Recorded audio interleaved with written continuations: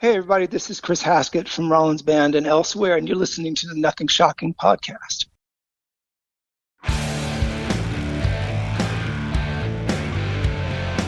Want to know what's going on in the world of music? Then tune in to the Nothing Shocking podcast, a non-genre based, all ages friendly rock and roll program. Join us weekly for interviews with all your favorite rock stars from the mainstream to the underground. You can find us at nothingshocking.libsyn.com or anywhere you download podcasts.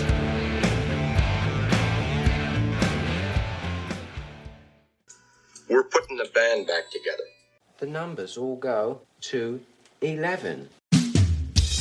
I'm talking about bands that rock. Led Zeppelin. What about Sabbath? AC/DC. Motorhead. Does that mean it's louder? Is it any louder? Well, it's one louder, isn't it? We're not worthy! We're not worthy! Why don't you just make 10 louder and make 10 be the top number and make that a little louder?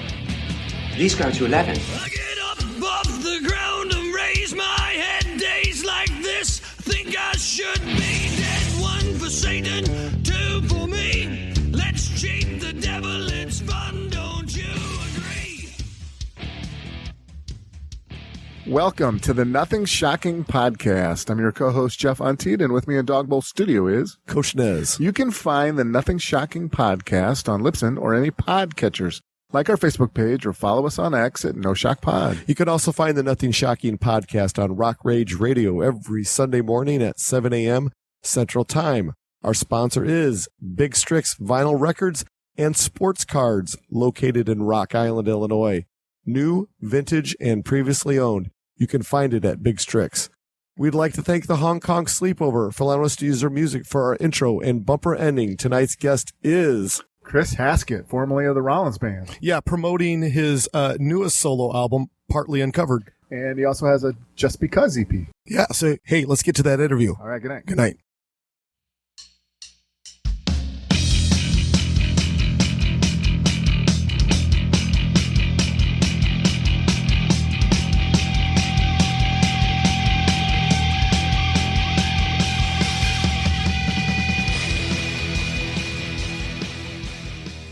Chris, welcome to the Nothing Shocking podcast. I'd like to introduce you, my co-host, Jeff Untied. Chris, thanks for joining us tonight.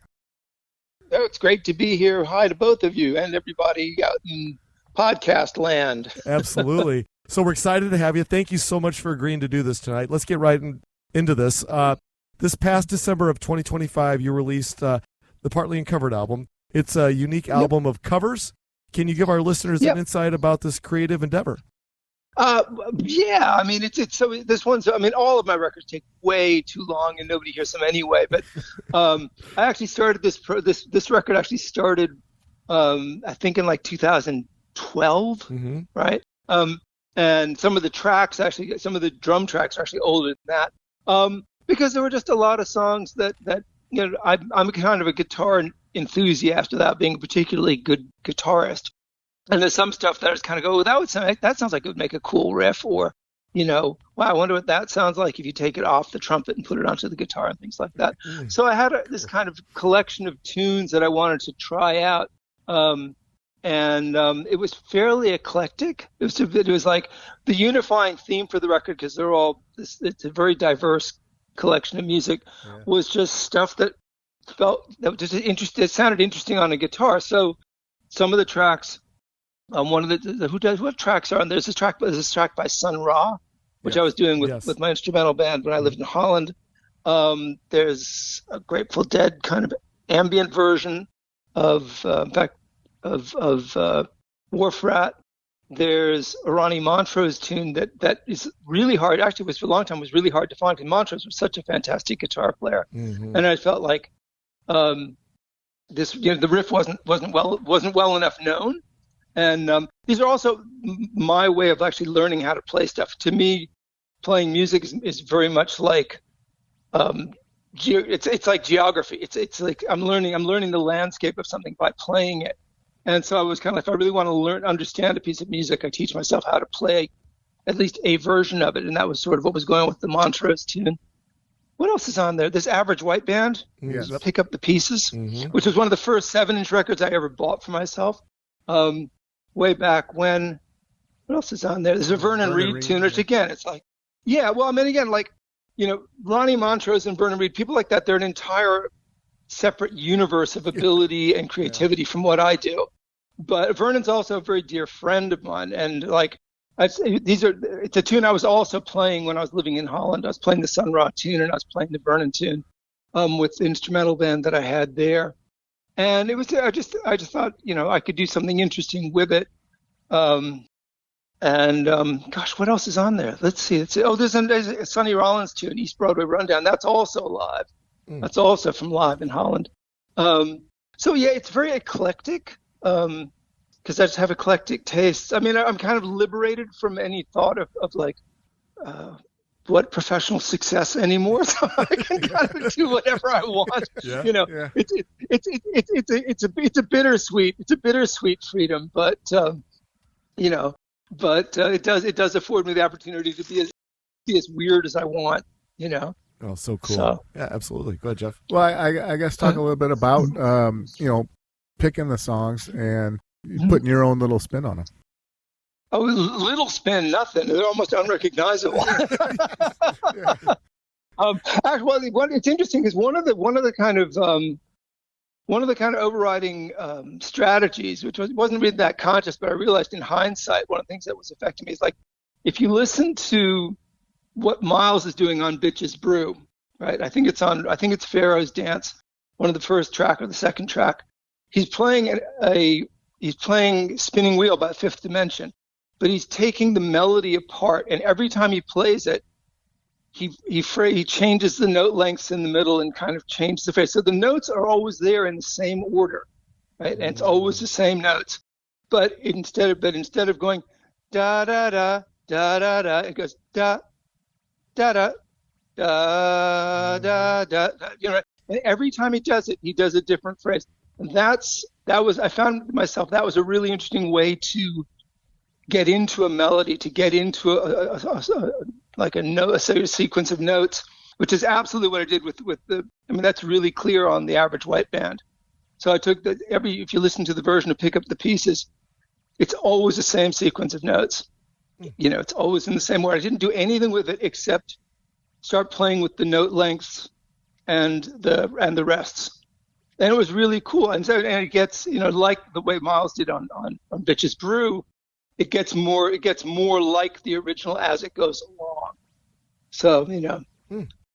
Well, can you talk a little bit more about, you know, the challenges of covering a track and, you know, and making it your own? Because I know there's so many temptations for so many artists when they cover a song to you know, want to emulate the song right, you know, note for note. Yeah. But can you talk about, Sure. making that track your own and separate yourself from the originality of it all? Absolutely. I mean, first of all, getting me to talk is never a problem. Getting me to shut up is a problem. But no, it was interesting because I now live in Australia, but I moved here from Holland. I was in the Netherlands for 8 or 9 years. And, well, I was there, used to go see whenever friends or people I knew would come play, I would go see them play. And one of the people that passed through was Mark Ribot, right? Who's just, again, it's astonishingly original guitar player. I know, we know each other a little bit from New York. And I remember talking to him and just saying, I think my style is defined by my complete inability to successfully emulate the people I'm stealing from. And he went, oh, that's all of us. And I felt so much better. So in answer to your question, how do I make it my own?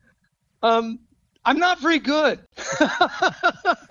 So I feel like I've got a kind of inbuilt bias. If I aim for something, my kind of inbuilt gyroscope will veer me off into some completely other direction anyway. And sometimes it's kind of sometimes it's a kind of conscious decision, like, wow, what would happen if I applied, like I said, like that Miles discontinuity to the Average White Band. Sometimes it's conscious.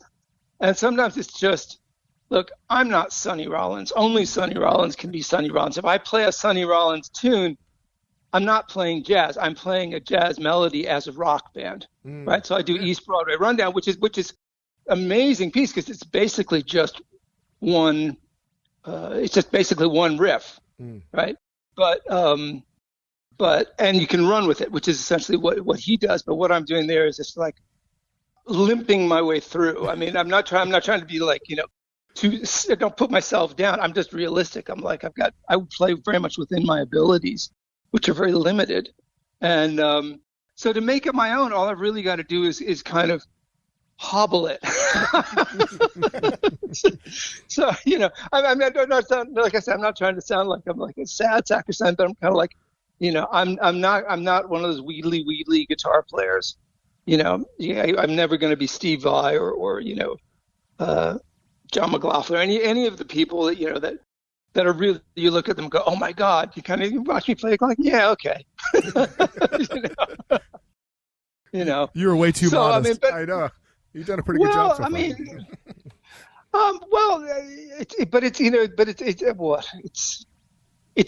I fall upwards, I guess. Or, I guess the other thing is also when you do something creative, and I think this is true of most people, like you're acutely aware of how you failed to reach your own vision. You know what I mean? So you don't realize how far you went. You can only see the chasm, So I mean, every record is its own disappointment. Anyway. I remember like baffling people in Holland because they would go, oh, you're a musician. That's so great. And I said, I would just say, look, I don't do this for fun. I mean, who would choose this? Who would choose like a life of like, ongoing disappointment and poverty and financial and social insecurity? I mean, like, who? Oh, yeah, that sounds great. One of my favorite songs on the album is Straight Up. Well, I thought it was funny. Oh, yeah, I was covering myself. Yes, yeah. I thought it was funny on Bandcamp that you put on there. I played the song so much I'm considering it a cover. I love it. Yeah, well, it's true. Because, the thing is, it's one of those, like, I think it's one of the better instrumental riffs I've ever written, and I've never been able to record it in a way that's, I think this is like the third time I've put it out. Okay. Maybe even the fourth. And,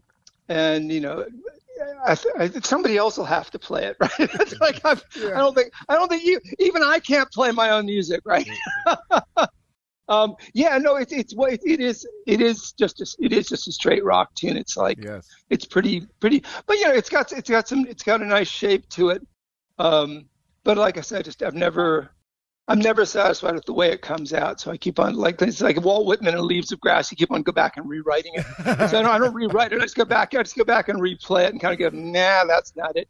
So I'm going to have to live to be like 90, right? I think I first put it out when I was in my 30s. I'm now 64. So, maybe I should just give it up, just move on to something else. But I'm glad you like it, Yeah, that's one of my favorites. Yeah. That was live in where is it? That's Nijmegen. It might be Amsterdam, but I think that was in Nijmegen. And the East Broadway Rundown is recorded in Utrecht. Oh, that's cool. also live. That's where my nephew and niece live. Pardon? Utrecht. I have a nephew and a niece that live there. Oh, well, lucky them. It's a cool town, and you should go visit. It's I know. I want to so bad.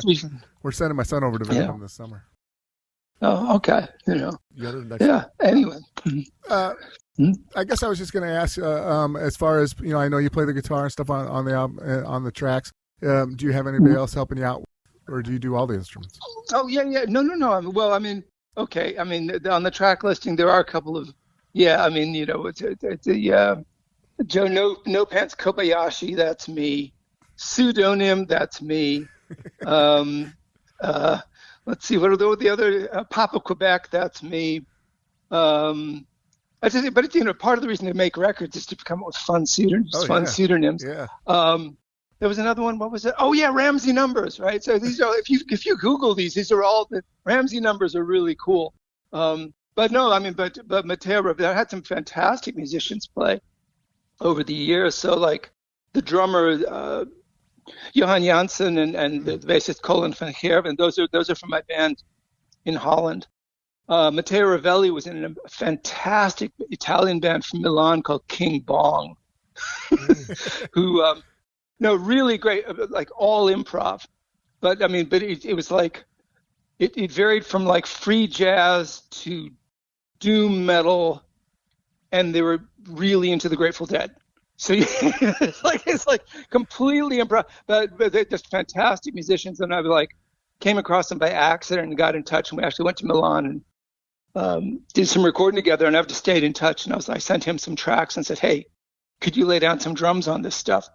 And so yeah, Mateo's on there, and then Mike Baker's on one of the tracks. Mike Baker's the bassist in one of the DC Go-Go bands called Rare Essence. And just I rope all kinds of people into working for too little money. Sure. Yeah. Well, you also released the EP Just Because simultaneously. Yeah. These tracks were the songs that didn't fit into Partly Uncovered. Can you talk a little bit more about the releasing of an EP and an LP simultaneously? Yeah, absolutely. I mean, well, these are all part of the same recording project, and it's like, there was no overarching strategy or kind of like vision of like this is just music. Music presents itself to me and kind of goes, okay, this is up to you. You've got to do this. I'm like, oh, really? All right. And stuff just comes up, and you're like, okay, I got to do that. And some of the stuff, so the stuff on the record on the Partly Uncovered was barely coherent enough together to put together as a single unit, right? Mm-hmm. It's kind of got this kind of like the ambient and weird stuff, and then there's the rock stuff. They're both mixed in there. But then there were 3 tracks that just, no matter where I put them in the running order, they just didn't work. Mm-hmm. And one of them, I can't, what is it called? LZMJ or something like that. Yes. Which was actually, it's a Led Zeppelin jam. Yes. Right. But I don't know which one of them wrote it, and I don't want them to sue me. So, but I found it on a bootleg. It's from, I think, 73 from the Headley Grange sessions. And it's just, you can find it on YouTube. And it's a fantastic jam. It sounds like they're playing Cosmic Slop. Mm. Which I suppose they could have been. It sounds like a John Paul Jones riff, because it's got a funny kind of five tuplet in there somewhere, which is the kind of thing he used to throw in. And I was just like, man, I'd love to hear that properly, even though I'm not Jimmy Page, and I would not have Led Zeppelin playing with me. At least record it so it's clear, So I kind of started messing with it, changed the phrasing of it a little bit, and then threw it in, and then added as a mix a kind of riff that I'd had kicking around for a while. So there's that, but it just didn't fit with anything else on the record. So there's but John Paul Jones can call me. There's like 20 cents in it for him, I think. Be cheaper. He'll get more that way than by suing me. There was that, and there was also, again, I came up with this riff because I've got these. There's a story behind. So for years I used to play a Strat 12 string with the high strings single and the low strings doubled, because I just love Led Zeppelin and I love Mahavishnu. I love that double neck thing, right? Yeah. Mm-hmm. And I was like, well, and the Strat was great, except the fingerboard is too narrow, and the finger and string spacing gets wrong if you take off some of the doubled strings. There is a point to this story. So I finally got in touch with Paul Reed Smith, because I've been using PRS guitars since, almost since he was in his attic.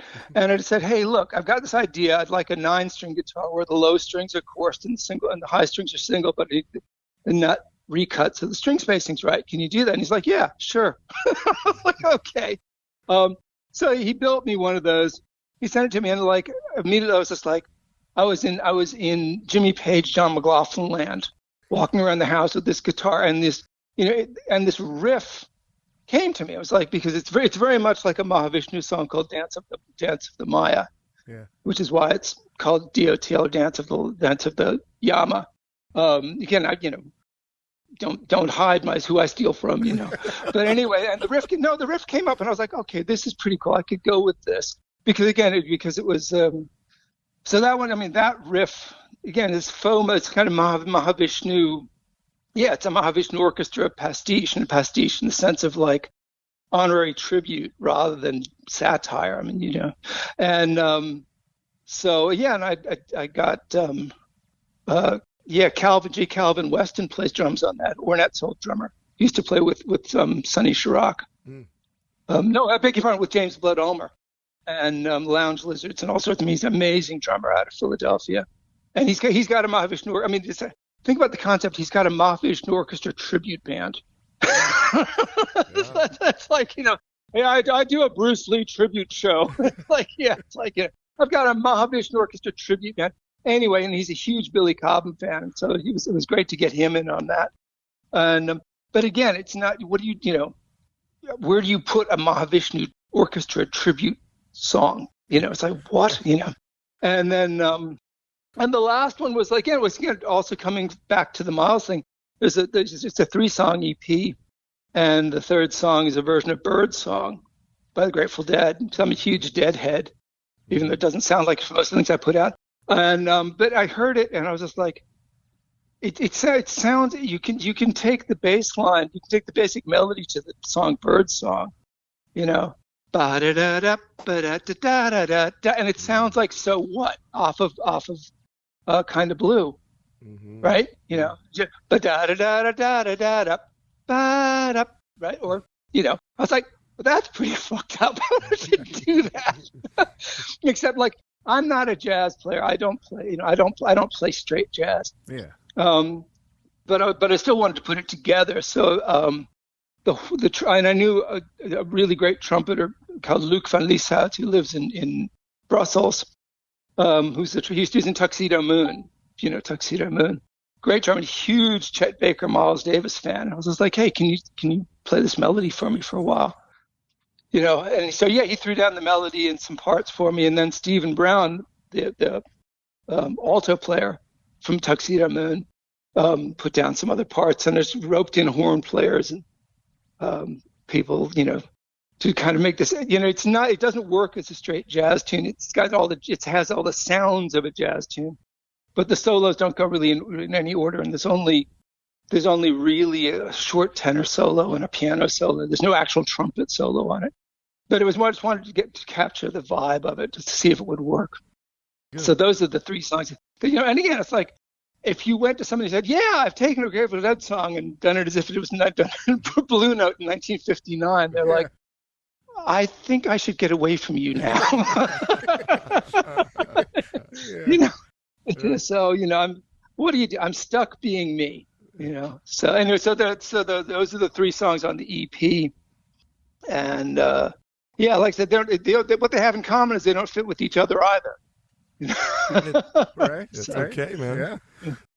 So I was looking at your collective work of, you know, just your solo stuff. I mean, going back to 1995, Language, I think was your first one. How has your songwriting changed or evolved over the years of your approach? Well, let's see. It's gotten both on what? Well, Language is an incredibly strange record. I mean, it's up there. It's Trout Mask Replica weird. I mean, it's really, I love it, right? But it's not a coherent piece of work. So it was just a bunch of stuff that I had kicking around in my head. How has me playing changed? On the one hand, it's gotten much simpler. My playing. My approach to music has also gotten much simpler. I mean, when you're younger, you're very into, like, you know, but you're not showing off, but you're kind of just really feeling your bones. You're feeling your energy, and you really just want to just go for everything. And now I've got a much more, well, not placid, but I guess mannered way of playing. I have many more choices about how I play. So I tend to play slower and slightly weirder. I'm more interested in tone and touch than in note choice. And also, well, you know, I've also gotten better at editing, because one of the things that's true about almost all of my records is that all the songs are too fucking long, right? Because for me personally, I don't know if you know Earthless, right? I love Earthless. I can listen to the same riff for 27 minutes, right? And I'm like, wow, this is really cool. And everybody's like, can we go now? You know, so with a lot of my stuff, I tended to kind of go, no, this riff is still cool. Let's give it another 16 bars before it changes, right? And I've gotten better at editing. You know, I don't know if that's really an approach to playing, but the records get progressively less user unfriendly as they go along. But and they're all pretty weird. I mean, the most conventional one is the one I did prior to this one, which is called Insufficient Necessities, which is also an EP. I mean, I like EPs. You can't sell them, but well, you can. I mean, because like, you first of all, you can't call them EPs. I got in trouble with Apple for I couldn't put the new EP up as an EP because it either has to have like 4 or more songs, or one of the songs has to be more than 10 minutes. So I had to redo the artwork and change the name. Yeah, they wouldn't put it up. They're like, nope, doesn't meet our standards. I'm like, what the fuck are you talking about? But anyway, the record that I put out just before I left Holland, which is called Insufficient Necessities, is 4 songs. That's quite user friendly. It's very coherent. Yeah, it's kind of coherent instrumental guitar rock, stuff. But what else? What did I do before that? Yeah, I mean, like I said, there's been a progression toward becoming more user friendly, I suppose, as it goes along. Yeah, fair enough.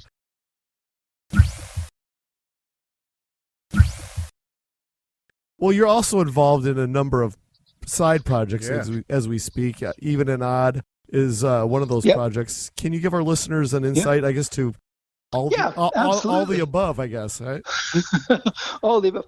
Well, I have nothing but I've got so many side projects. I should be like one of those multi-sided dice, like a 20-sided. I don't have any main projects. I only got side projects. So one of the things I'm working on right now is I'm finishing up a record with an ensemble I had down here. When I got here, I was just like, what do I want to do? This is after COVID, because I arrived in Australia just before COVID, and that kind of put the kibosh on a whole bunch of stuff. But anyway, so I had a band, I put together an ensemble with a really amazing kind of iconic Australian guitar player, a guy called Bob Spencer, who's really good. And he's a kind of an icon down here. He was in a band called Skyhooks, and he was in a band called the Angels. And he was in Rose Tattoo for a while, but he quit. But anyway, and Bob's a fantastic musician, a really good guy. And my vision was, I was like, look, what I want to do is in my head is like, I love some of my favorite guitar players are really angular and slightly off the wall. That's why I like Rebo. That's why I like Tom Verlaine. That's why I like Richard Thompson. And like I said, I also love the Dead. As I get older, I like to improvise more. I'm much more interested in making music on the spot and making music like free climbing, like those people that climb like, those huge desert mesas with no ropes. Right. I like the musical version of that. It's like, make it work. Get on stage, make it work. So that's one of the reasons I love the Dead, and so it's kind of like, okay, I love Darkstar. I love that early 70s Dead jam improv, but I also love television. So it's like, well, what would happen if you kind of took the aesthetic of that kind of edgy sound from like Tom Verlaine and imagine television playing Darkstar, right? So instead of the nice round jagged, the nice round friendly space, you've got this kind of weird jagged, slightly malevolent improv going on. And I was thinking, that's kind of cool. That was the aesthetic I was looking for. And so me and Bob, he had a good rhythm section down here already, and we started playing. So we did that for about 2 years, and then Bob had to go and do other stuff. And I just said, look, can I go finish the record just as my record? And he was like, yeah, sure. So that's in the process of being done. That's, I think, 8 or 9 tracks. I think it'll be under my own name, not as Even Odd, because it'll be kind of, without Bob, it's not really the same project. But that's a cool record. That'll be fun. And then what else? Gosh, I've got archival recordings that I did with Roland S. Howard. Oh yeah. If anybody remembers the birthday party. Yes. Because way back in, gosh, I'm thinking this must be going back almost to like 90 or 91, maybe. Mm-hmm. Maybe, yeah. Anyway, I was working on this. Whenever I was working, this was for Language. Roland Howard's on the Language record. Some of the recordings I did for that. What year? You've got that stuff in front of you. What year did that come Language was 1995. 95. Okay, so this is probably recorded. I was probably working with him like 93, something like that. He was living in London. We knew each other anyway. We kind of hung out. And again, I was always interested to see what Roland would sound like, because he's another of this kind of fractured, really angular, jagged guitar. Nobody else sounds like that. In the same way when you hear Richard Thompson, you got nobody else sounds like that. Nobody else sounds like Tom Verlaine. Nobody certainly sounds like Roland Howard. Nobody sounded like Andy Gill from Gang of Four. They all had this kind of identifiable brokenness, right? And I was like, okay, I'm working on acoustic stuff. I wonder what it sounds like when he does that acoustic. So, he and I would get together whenever we could arrange it in London and just record acoustic, right? And it was mostly... It was songs, but it started out as improvisations. So, I mean, it's not a finished project. It's more like I just want to kind of put it up there, probably for free, just as an archive thing, because he was just such an amazing musician. Yeah. There's so little of him, and it's a whole other facet. So I'll get around to the Roland Howard stuff. Again, this is kind of very slow moving conveyor belt of music. And God, what else am I working on? A trash surf record out of England. I don't know, but all sorts. Yeah, you're a busy guy. Yeah. One that I looked up and listened to recently was the Joy Thieves. I think there was an album from 2020. Oh yeah. Parasite. Yeah. No, I get people do ask me, every once in a while I get invited to come participate in somebody else's project, and if it's for charity and for a cool thing, then I'll do that. Great, it was a pretty cool album.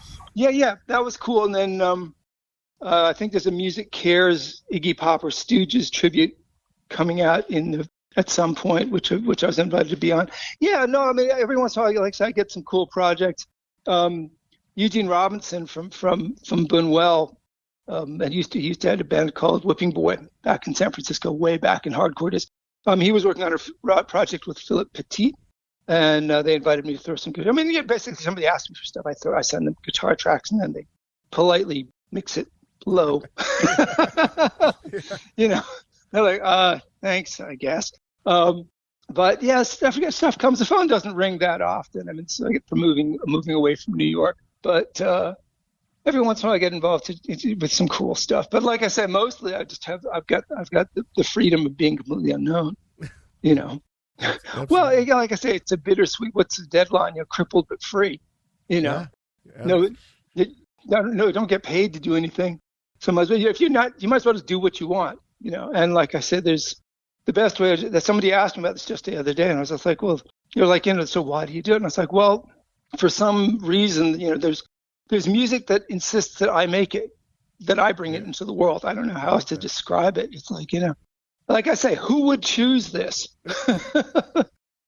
Well, Ian MacKaye of Minor Threat fame is prepping to re-release music from your first band, the Enzymes. How much input? How much input are you having with this re-release of sorts? Well, first, it's not even a re-release because the part of the reason he's doing it is because Enzymes never actually released anything. People just had cassettes. Mm-hmm. That was a really interesting band. I mean, how much input? I've got a lot. I mean, basically, I did, the whole thing's been done in consultation with the surviving members of the band, and it's pretty cool because I mean, the Enzymes was back in the, we're talking 1978 in DC, so this is like when the Bad Brains were first getting going, and basically this is the first generation of punk rock, and at least outside of New York. And but it kind of set the tone for almost all the music I've made since then, because it wasn't my band. I joined this band with a guy who had David Byers and John Gibson, and they already had a band, and they were really into a much broader horizon of music than I was.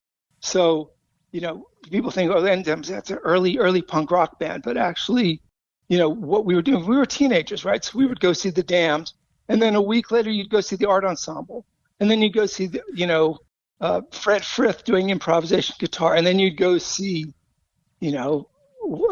Anthony Braxton playing solid. So there was this kind of wide horizon of just alternative music that covered free jazz, punk rock, all sorts.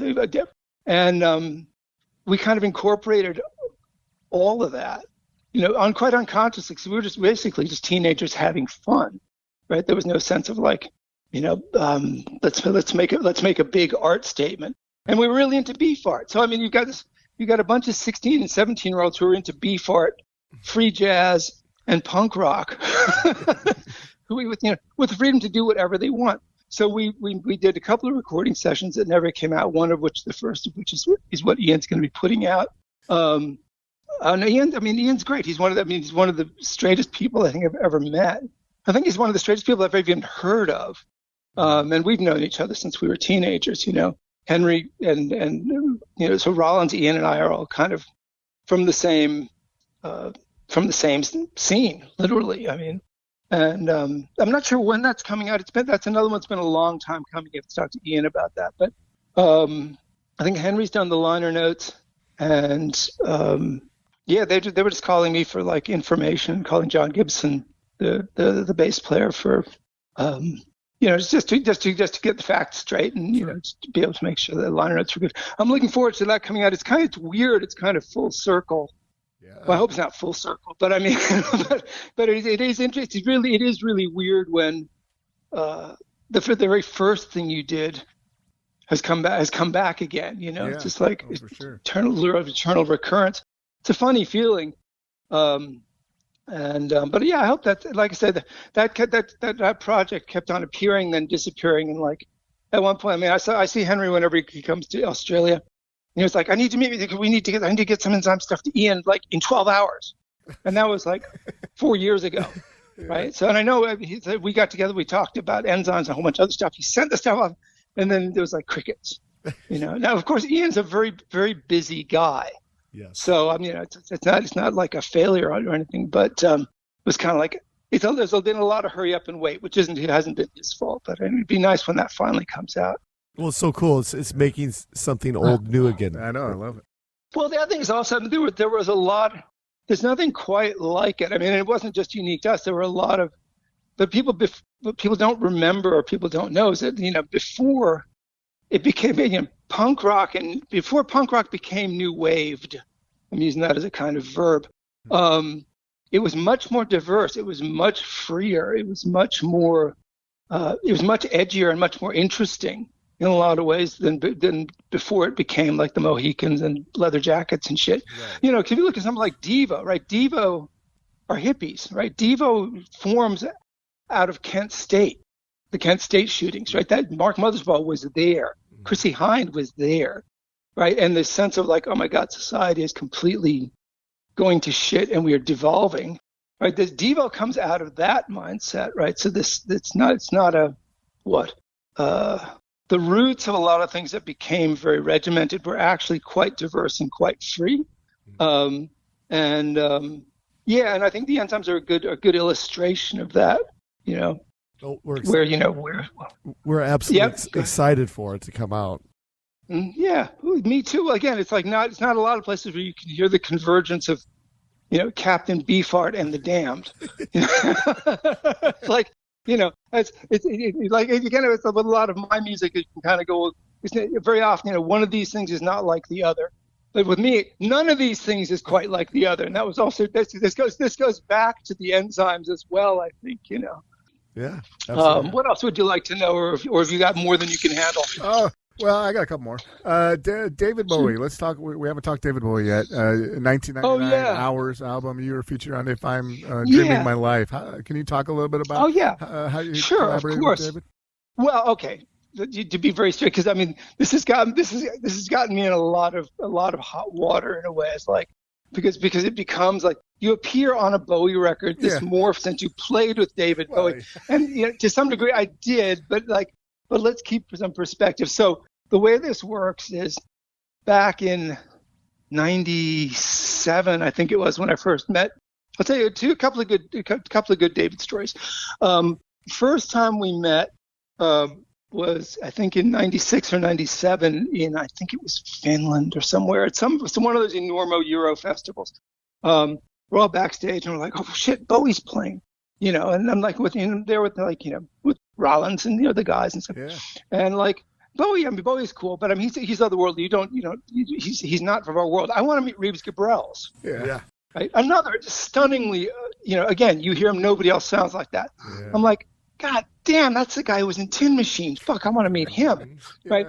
Anyway, so we go anyway. So it's Trailer Village backstage, and we go, and I'm with Henry, and there, by God, there's David Bowie. I'm like, oh wow, okay, and we say hi or whatever it was, and like Henry and David start talking about Lou Reed because like Henry was trying to get something from Lou Reed, and Dave was anyway. But anyway, it doesn't. So I leave the vocalist alone. Where's the guitar player?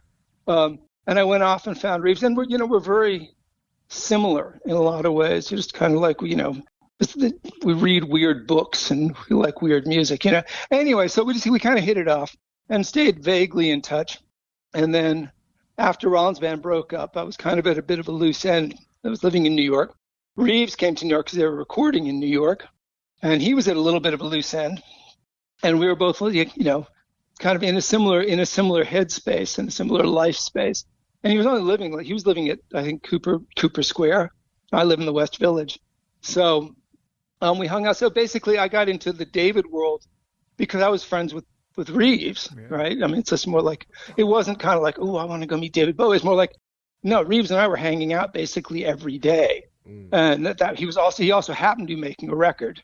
But they said they were making a record around the corner at Chung King, because like I lived, I don't know if you knew New York, so Chung King was on Varick Street in the West Village right by Houston. I live in the West Village just north of Houston when I'm there. And so it was literally, they were literally 2 minutes away. So I started hanging out at the studio, and after a while, it was kind of, again, it was a bit like, this must be sort of like what it's like if you live in, if you live in the suburbs of Johannesburg and you see lions, and when you first get there, like, oh my God, that's a lion. After a while, like, yeah, okay, it's a lion. It's kind of like, holy shit, that's David Bowie. He's sitting next to me on the couch, and you're like, after a while, it becomes, David, do you want a cup of coffee? And no, he was a very, very nice guy, very gracious. And but I remember he was the whole time he was making the record, he was also on buying things on eBay. And this is the early days of eBay, right? When he had his watch set. So you do this like last minute bid thing when he wanted to buy something. So he'd be doing a vocal take and go, oh, I got to stop, I got to run. And he'd come back out into the lounge where I was sitting and go to his laptop and, and hit buy and go, damn, or got it, or whatever, it's like shit. And after a while, I was like, what are you doing? Like buying like small islands or something. And he showed me, I didn't know how to use eBay. He showed me how to use eBay, which was pretty cool. And we spent a fair amount of time, when there was downtime, he'd just hang out in the lounge. We watched C-SPAN, and he taught me a lot about English painting, about like 20th century British art, which was cool, which I didn't know about. And just a very, very nice guy, Cool. But actually, I forgot there was one other story I was going to say. At that same festival where I first met him and where I first met Reeves, as we were leaving, I wanted to go. I saw him on the side of the stage as we were getting ready to get in the bus, and I was like, hang on. And I ran up to the side of the stage, and I think we were watching Chemical Brothers, who were playing at that point, which was weird because it was just like two guys behind a desk. They were working really hard, but if you were in the audience, it just looked like two guys, looked like two librarians processing books. I don't know, but the music was fantastic. But anyway, I just walked up and I said, hey, look, I don't want to disturb you, but I just wanted to say thank you for everything that you've put into, my life and everybody else's life. I'm sure you don't understand that, but, thank you. And he went, of course I understand. I went, who did you ever have to thank? And he went, I knew John Lennon. Yeah. And I was like, fuck, that's really cool. So, he's, that same sense of like being given something and passing it on to someone else was just kind of, that moment really stayed with me, Yeah. But that was cool. And if you haven't seen it, you should Google the clown suit anecdote from David Bowie. It's nothing to do with me, but it's something you find when he was shooting. Look up at Google if you don't know the story of him shooting the video for Ashes to Ashes. Yes. It gives you a good indication. Yes. Yeah, that story. Yeah. So like when I found that out, I was like, that was up there with, I knew John Lennon. It's like that sense of even being him and doing everything he did, that's to have that sense of humility and, sense of perspective and stuff, which is very cool. Yeah, no, that was good. I'd like to see Reeves again. I mean, Reeves, he's in The Cure now, and they haven't been down here.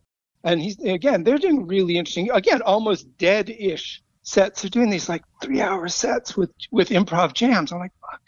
If they start playing Dark Star, I will be surprised, but I'll be very pleased. But I'm definitely looking forward to meeting up with Reeves again. Oh, very cool. Yeah. You've already spoke about, your role in the Rollins Band with Henry and what have you. But sure. I was really curious about your relationship in the band with Melvin Gibbs. Oh, well, my life is littered with missed opportunities and people that I was amazingly lucky to know and completely failed to learn enough from them, and Melvin's very high on that list. I mean, I think it's partially a maturity thing. I think he was just much more mature and kind of creative as a musician when we were playing together than I was. And now that I've been humbled into the recognition of like what I still need to learn, I recognize how much stuff I could have learned from him at the time. So Melvin is astonishing. I mean, he was our first choice when Andrew Weiss left the band, because it was like Andrew's an amazing bass player, and he was a driving force in the band. Or like, I go, where do you go from here? And when we were looking for bass players, I was like, okay, we need something bold and different. And I just went through. And Melvin was our very first choice mainly because of the Power Tools record that he did with Frizzell and Donald Shannon Jackson, because that was like an urtext for us. It was like, damn, and he'd been in Defunct. I mean, this is Melvin. He was already a bit of a legend, but he was busy. He had a band called I&I, and he was doing that, and so we asked him, okay, well, that's a drag. He's busy, but okay, let's see what else we got. So I went through the list of bass players who had played with Ronald Shannon Jackson, because I always figured, like, if you listen to Decoding Society, Ronald Shannon Jackson, the drummer, his bands were amazing. Vernon Reid was in that band. Kelvin Bell, I think, was in that band. Melvin was in that band. I was like, if you play bass in that band, you can do anything we can throw at you, and you've already got a kind of grounding in rock. So I went Jared Nickerson and just all these bassists who had all played with Shannon, and they were mostly polite or busy, but I mean they were all polite, but nobody could do it. They were like not interested, or they were too busy. And what's the name? What's the guy from Pere Ubu? I was thinking about him, but he didn't want to do it. And we auditioned Sal, the last bass player from Black Flag and stuff. And we're like, oh man, And then after like a month of looking at bass players, Melvin got back in touch and said, okay, look, let's jam, just see what happens. And it was really cool. So we got together over on Avenue A, and I think it was within like 10 minutes. It was just me and Sim and Melvin. Henry wasn't there, I don't think. And it was very clear that like we were all on the same page and that this would work. And it was just magic. And and I mean, if you look at everything he's done subsequent, right? Harriet Tubman is an amazing band. And Melvin just put out another book, I think, which is maybe it's coming out this month. I think it's called something, How Black Music Took Over the World. Okay. And he also has a book on the jazz of physics, which is really interesting. Which again, I've only read part of. I didn't have access to. I don't have the whole thing. I read the sample and then kind of got distracted. But I mean, no, he's a deep guy. I mean, everybody should talk to him. And what a musician. I mean, really just kind of gone into the depths of electric bass in a way that almost nobody else has, I think, Just an astonishing musician and great human being. Just lovely man, Fantastic. He stole my haircut.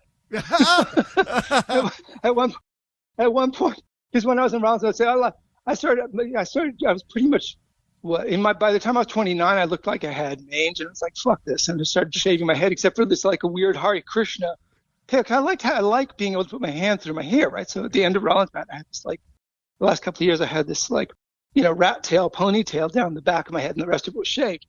And it never looked that good, but who cares, right? And then about 5 years ago, I think it was, Melvin put up a picture in there. So apologies to Chris Haskett. And he did the same, but it looked so good on him. I was like, okay, this is like the one thing I've probably given the one thing I've given Melvin Gibbs that he didn't do for himself. It's nice to give something back, even if it wasn't musical. But but yeah, Melvin is word deep doesn't go far enough. All right, so I got one question left, and then we'll leave you alone for the night. I wanted to talk to you about your thoughts, because I always kind of, whenever I hear Adrian Blue, I kind of put Chris Haskett with Adrian Blue type of feel. And am I totally off when I say, man, no. a lot of your things that you do kind of remind me of Adrian Blue? Interesting. Yeah. Well, I think, and like, just as a sidebar, there's an actual picture of me and Adrian Blue standing together holding hair products. No, I think it's also because, just somebody who approaches the guitar from a somewhat oblique angle, right? I think that is something, I'd say, yeah, I do. I kind of go, okay, there's a quote from Jeff Beck, and we'll get back to the Adrian Blue thing. It's a quote I remember reading from Jeff Beck, which always made me feel better, where he says, he said something like, every couple of years I look at the world of guitar playing, and everything I see scares me. So I put my head back down and try and figure out how to go through the cracks of all the stuff I can't do. And I was like, that's fucking Jeff. If Jeff Beck felt that way, I feel much better now, right? And I kind of go, there's a lot of stuff. There are tidal forces in music and in musicianship, and especially in things like guitar playing, none of which I'm any good at, right? So to me, again, in that way that, like Jeff Beck said, he had to go through the cracks, I've always approached guitar playing in a slightly oblique way. And Blue obviously also kind of approaches guitar from his own oblique angle. So I think that's a fair comparison. He's much more interested in, I think, he likes the colors you can make it with a guitar. I like, in terms of the way he's so profoundly involved with how effects you work on a guitar, and just like he was such a groundbreaking force in terms of like, how the hell does he make that sound? It's like, oh, well, he uses his ancient flanger into a ring modulator backwards. So like, yeah, okay, right, yeah, no, he's like a mad scientist. And again, also a lovely man. We played together in some. There was a Bowie tribute thing that came after David died, with Mike Garson and Adrian Blue and Carmine Rojas, actually, and that came through Holland. They invited me to come sit in with that. And his guitar tech is a dear old friend of mine, a guy called Andre Chumley. And so I think it's a fair thing. And there's also a certain amount of quirky. He's funnier than I am. We're both quirky I think in kind of equivalent ways. Mm-hmm. But he's much funnier. Maybe that's maybe that's the result of being with Zappa, or maybe that's what Zappa was attracted by. I don't know. But I think that's a fair comparison. Yeah. He's much better than I am. But yeah. Yeah, I hadn't thought of that, but I think that's fair. Very cool. Well, we're out of our allotted time for the evening. Is there anything that we left off tonight that you would like to plug or promote? Plug or promote? Not really. I'm part of the reason I'm poor is I'm so bad at self-promotion. But no, it never to plug or promote. No, I would simply say, go to my website, go to chrishaskett.com. Better yet, just go to Bandcamp and listen to my stuff, see if you like any of it. But more importantly, to anybody out there, go support local bands. Yes. Right? That's one of the things that I think we don't have, in the farm teams anymore. There used to be a whole network of venues and bands and rehearsal spaces that made it easier for people to get more experience being in bands, playing, or even just playing solo. And since the advent of the internet And especially, again, post-COVID, it's much harder to get people to just go and take a chance on sitting in a bar through a crappy band. But do it. I think it's a very important, thing. Actually, and I'll give one last shout out to y'all's, which is like, forgot to mention how much I love Cheap Trick. Oh, yeah. Which is, hence the Rockford question. I was just but no, there's nothing like I said, but other than go see Cheap Trick. I don't know, chastise them for what's my promotion. No, I can't think of anything. It wasn't. They weren't thinking when they went to the White House. It wasn't. No, it was the Kennedy Center. That was what it was. Yeah. Then they went to the Kennedy, and then they had to issue a kind of like, well, we went there to support our friends. Like, yeah, all right. I'll give Rick Nielsen the benefit of that. Again, also a very underrated guitar player, Rick Nielsen. Oh yeah. Yes. But nice. anyway. Well, this is how this is going to work.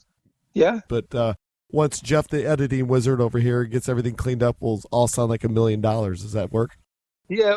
It's your podcast, but just for what it's worth, if you ever know anybody who needs anything else done, I edit podcasts. So that's part of the sideline. That works too. No, I'm in no rush. Just let me know when when it goes live, and I'll put a link to it, and people will check it out. Thank you so much. Yeah, thanks, Chris. Chris, it was an You're honor. very welcome. It was an honor to have you. It was a pleasure for me too. Sorry, you're gonna have to do a lot of editing. That's all right, man. But that's just how I am. Okay, well, take care. Stay warm. Absolutely. Okay, see ya. Bye-bye. All right, thanks. Bye-bye.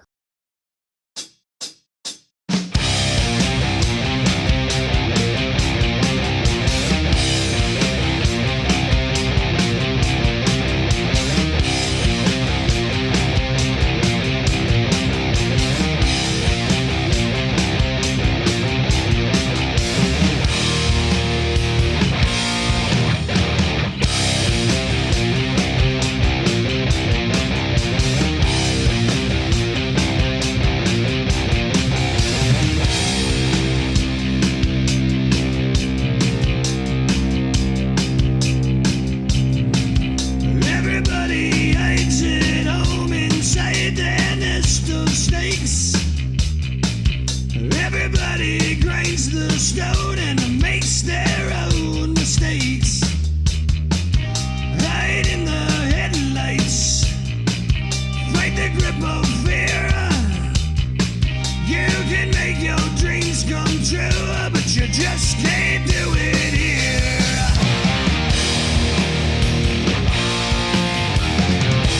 Hey.